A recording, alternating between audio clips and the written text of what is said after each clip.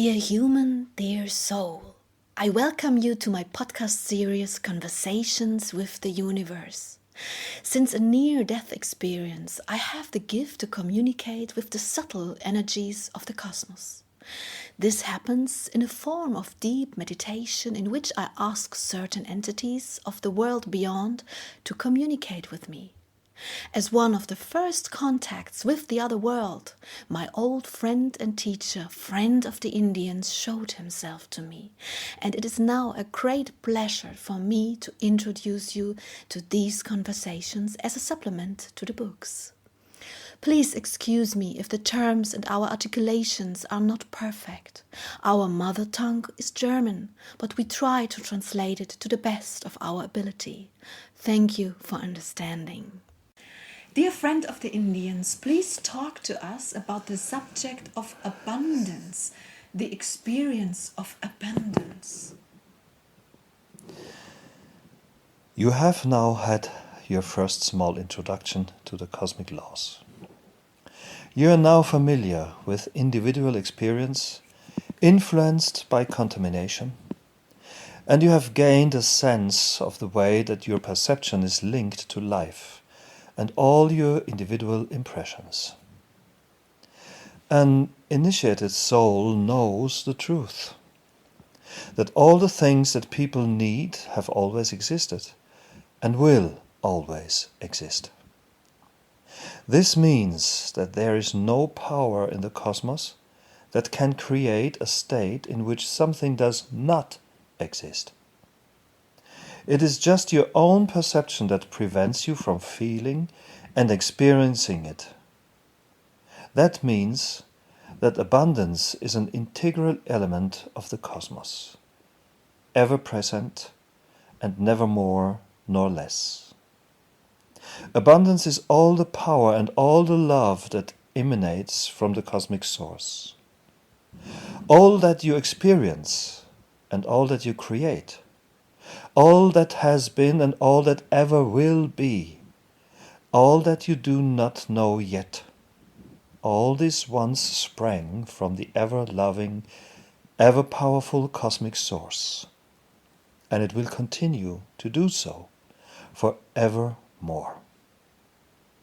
This means that there is no instance of being in which abundance does not exist.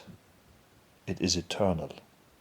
But, and this is the crucial point, as the individual souls lose their purity, their perception changes from a feeling of abundance and the love of all being to one of lovelessness and deprivation.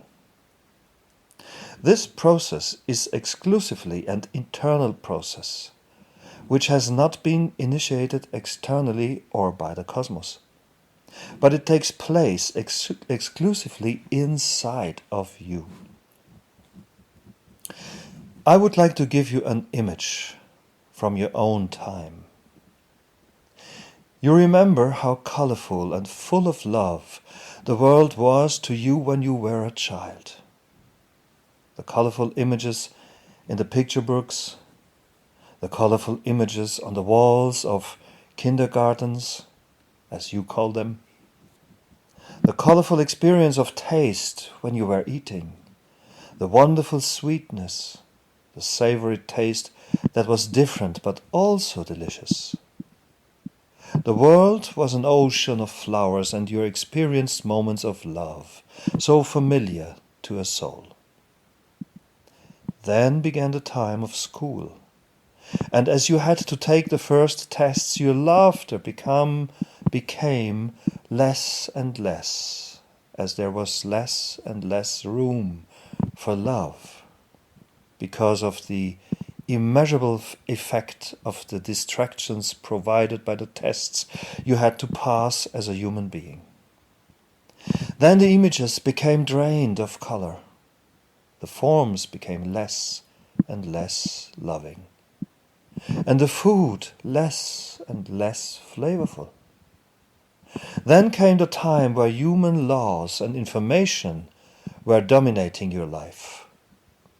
Yet all the images The fields full of flowers and the flavors of your childhood were still there. They were part of the whole cosmos. It was your perception that changed, not the external world. Just look into a kindergarten today. Look quietly into the wide open eyes of children when they discover the world, and try to remember how colorful, loving, and luminous your life once was. Sometimes more so and sometimes less so, but all of you will at last remember one such moment. What I want to say with this is that I am aware that not everyone had a loving and luminous childhood, but everyone will at least have had a few small moments in which they perceived this abundance. I understand this. Thank you for your beautiful image. But what do we recommend to the people? What do we recommend that the people do? Is it enough to remember how you looked at the world as a child? It is not so easy when you are under pressure and every day is a struggle for survival. What would you like to tell the people about this? The way that you live and look at your life, this is not love. The way you live your life is filled with coldness and frustration, lovelessness and lack, wanting ever more and more, to possess more and more, to delve deeper and deeper into the ways of humankind instead of following the ways of the cosmos. That may sound harsh, dear humans, but unfortunately, it is truly so. If you really want to delve deeply into the form of the cosmos, you have to live your own abundance and must not seek this abundance elsewhere. Not for a single second, not for a single moment. But there are so many people who are loving and cordial. Is your somewhat harsh way of putting this not a bit exaggerated? I say this because I want to reach the majority of humankind. Those who really believe that a kind community means abundance. I want to direct your perception to the fact that many people who treat each other kindly still feel the lack inside of themselves. Do you understand this complexity and my distinction? Oh yes, I understand. You mean to say that treating each other kindly does not automatically mean that the people involved carry abundance inside of themselves? That is it, dearest. That is exactly what I mean. The people have to look more closely at who they are. Love for each other is well and good. But it does not mean by a long shot that your life is governed by abundance and truth. This perception is something you can only live in yourselves and with yourselves. It is something that nobody can teach you but you yourselves. Therefore, I would ask you to direct your attention away from your external actions and circumstances and instead pay close attention to your perception. The unconscious perception that perhaps still needs this, and that in order to change this experience of lack into an experience of abundance. You know how fast you can change a moment of lack into a moment of abundance. This can only happen inside of you. But where is the key to this perception? Yes, well, I would like to ask you that, dear friend of the Indians. How can a person move within 1 second from the perception of lack to a perception of abundance? Well, you are able to answer this question yourself. Oh, please, it's your book. Also, you can do it much better. The perception, dear humans, is the key. If your perception is contaminated, you will experience lack. Perception is deeply anchored inside you and directly connected with your purity. So, purity is the key. Please work towards transforming those things that are still keeping you back into purity and energy. Strive to overcome that which is keeping you back. Strive to overcome that which makes you afraid. You need to overcome everything that slows you down. But at the same time, the love inside you must grow. This path will prepare the way for you, but the overcoming of all these things is the essence of the perception of abundance. For only if you perceive fear, doubt, powerlessness, lack of respect, and so many other negative feelings, will you experience deprivation. It is only this kind of perception that suddenly causes you to experience lack in the midst of all the abundance that the cosmos is and holds out to you in eternity. Therefore, please, be very attentive to your thoughts and perception.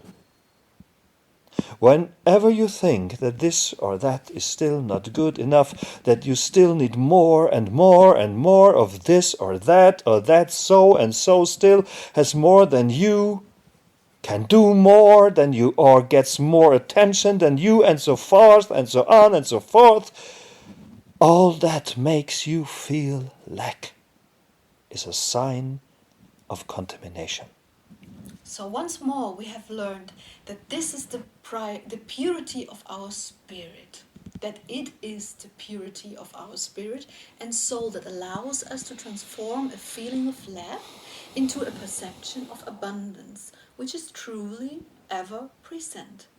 But there are people who will just not see this abundance, even if you show it to them time and time again.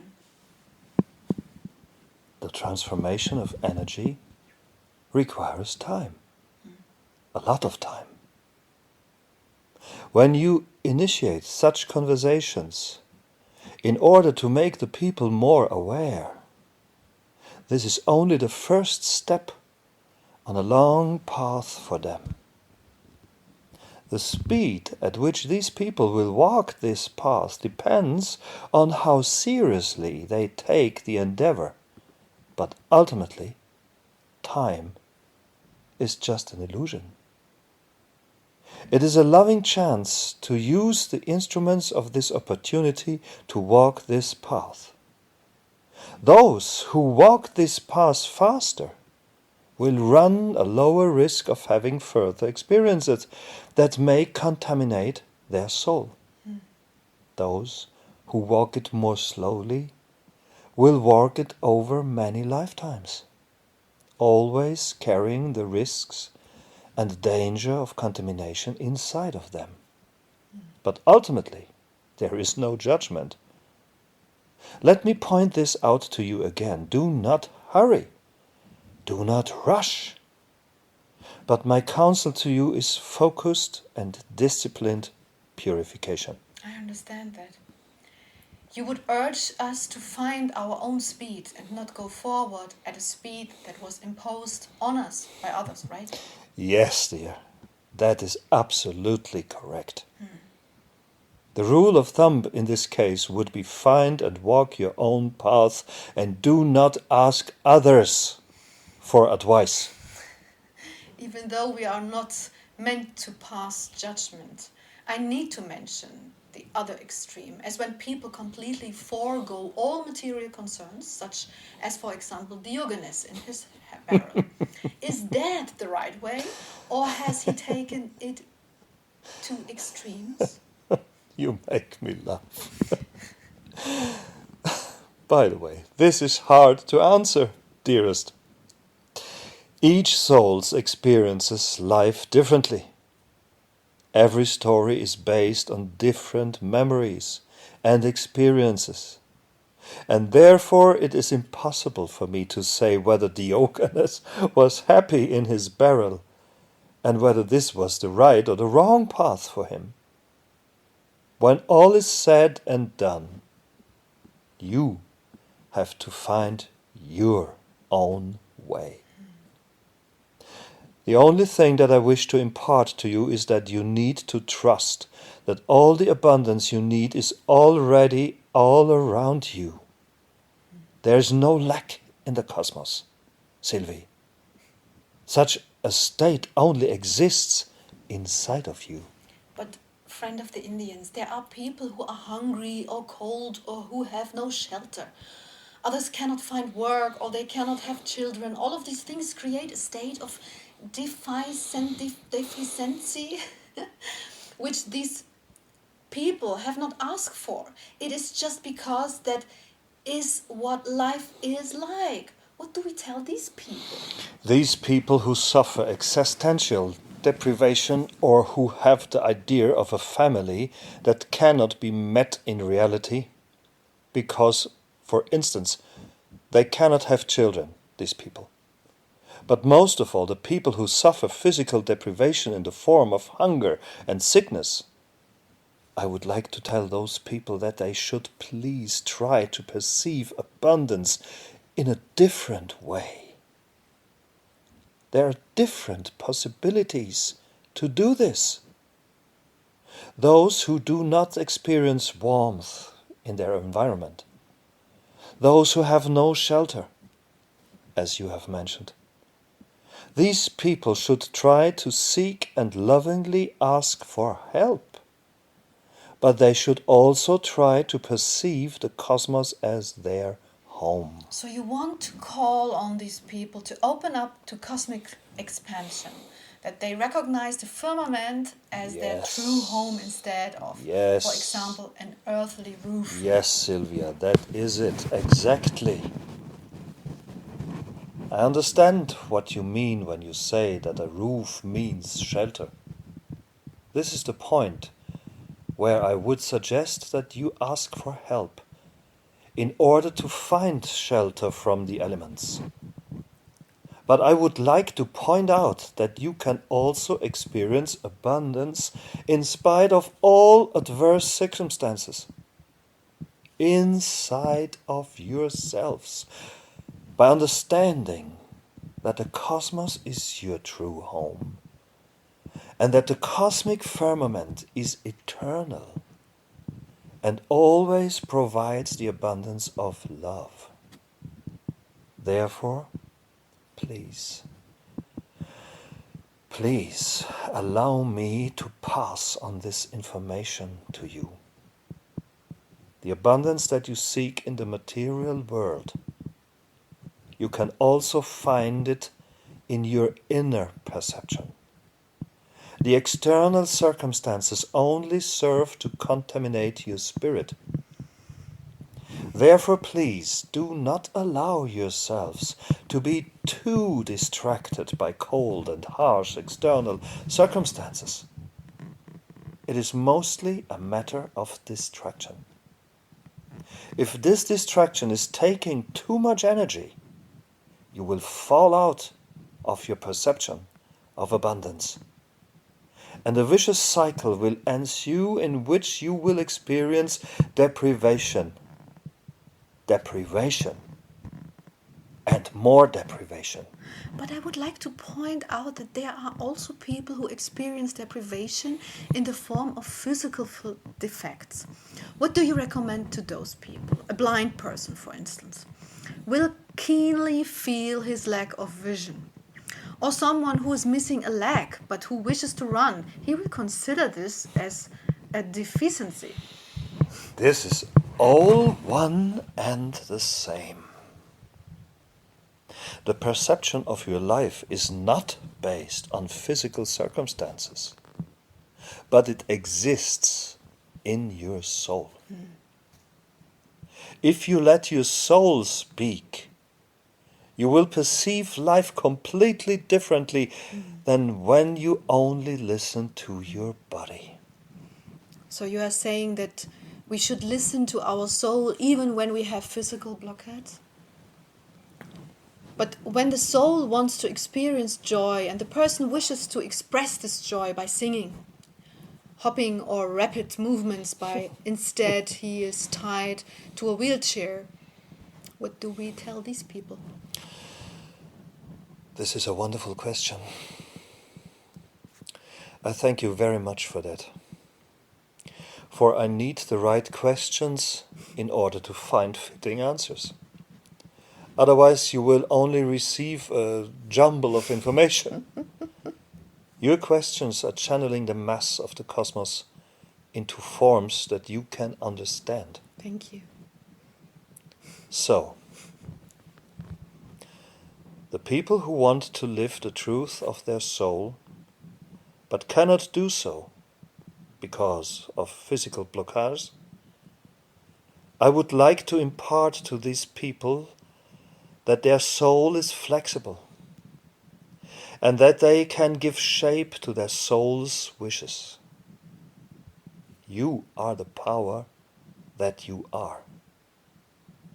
But you can always also give shape to the power of your soul. Therefore, please, impart to these people that they should, in such a case of physical blockage, begin to channel the physical realization of their soul's destiny differently. Differently, Sylvia. I have an example for this. People, for instance, who like to dance or move, but cannot do so.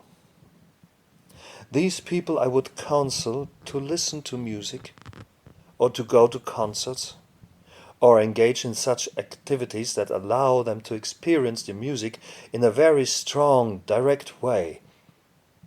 This feeling that music conveys to you is joy. You can allow this joy to enter your soul. This experience of joy allows your soul to develop new impulses. Maybe such a person can realize his joy by learning to play an instrument or by painting. Then he can use those parts of his body that are mobile in order to express the movement that he was looking for in dance. The essence of my message and my intent is to impart to you that you need not despair because you assume that all your possibilities of self-realization have been blocked. You need to recognize the flexibility and the mutability of your soul. This is important. Life is not over just because you believe that your possibilities are limited. The abundance of possibilities is such that you only need to open your eyes and listen to your soul in order to allow it to realize other possibilities. Do you understand what I mean to say? Oh yes, dear friend of the Indians, you explained this wonderfully well. The love of the cosmos is eternal. The possibilities of the cosmos are eternal. Therefore, please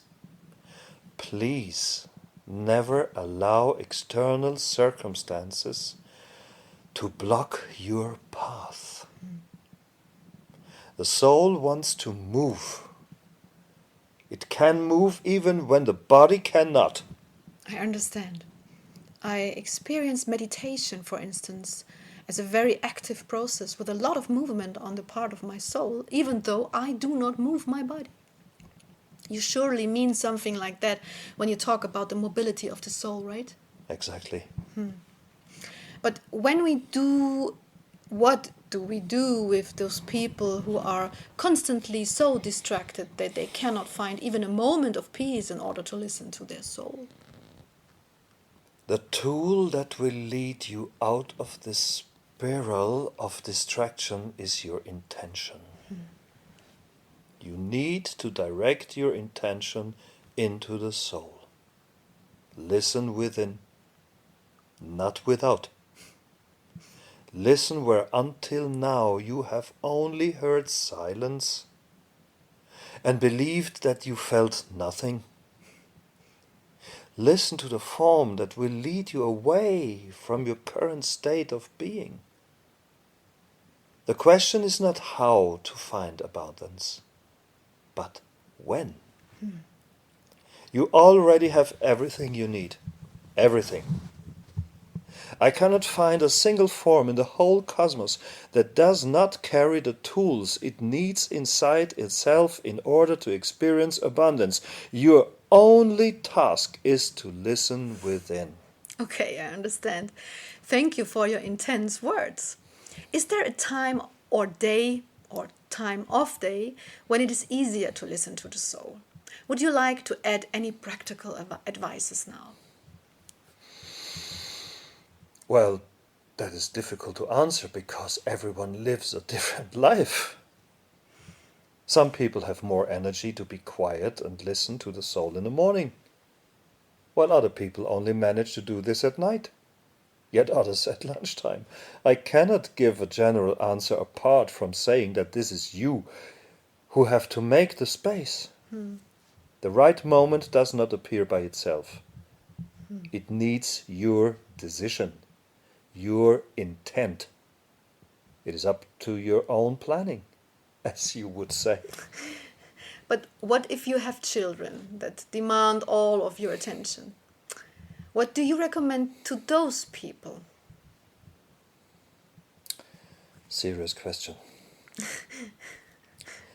I recommend to these people that they find the time to listen at night, when their children are sleeping. Abundance is eternal, dear humans. All you have to do is feel it. You have said this beautifully. So you could say that since any perception of lack is just an indication of contamination, you should purify, and as soon as you do this, the perception of abundance will return, right? Yes, that is right. Such indicators point to a drop in your energy level. This is the moment for you to decide to look inwards again in order to regain the energy to perceive abundance again. The experience of abundance is like a flower that can only experience the full extent of this abundance when all its petals are fully opened. When the flower is closed, then it will feel wrong, unrecognized, loveless, cold, and immeasurably powerless. Therefore, spread out your petals. Feel the power of the cosmos, and suddenly all abundance will be there at your fingertips. The form you need in order to do this is just the expansion of your soul away from the constriction of human laws and structures. I understand. The image of the flower is beautiful. It is as if the closed flower does not get any sunlight, and as soon as it unfolds its petals, it receives all the necessary energy from the sun, which is in our case and means the soul, the source of the cosmos. That is exactly what I mean. Would you like to tell the people anything more about the subject of abundance? Oh, yes. What is it? Dear humans, you are never alone. There is always a host of companions around you. This is simply because the abundance of the cosmos is always around you. You are surrounded by a limitless number of energies that all exist simultaneously in the cosmos. Sorry, it's a hard word. All energy are always active. So when you think that your body's sensory perception is all that determines your perception, and that the cosmos outside of this physical form does not exist, or let's say cannot be fundamentally perceived, then you couldn't be more wrong. Because it is precisely when you overcome these physical senses that you begin to experience more, 1,000 times more senses. Well, that is what incarnation is all about, isn't it? To enter into a human body, to experience the physical senses and realize from an individual point of view that all this is ultimately an illusion and that you have to overcome these imaginary limits to experience the cosmos as a whole. That was a little complicated, dear. But I know what you mean. Yes, well, like I said, you can do that much better. Sylvia. Human perception, dear reader, is not limited to the senses that you were given by your body. I would ask you to embark on a journey into the cosmos in order to explore the abundance of perception that you will have access to once you overcome the limitation of the physical senses.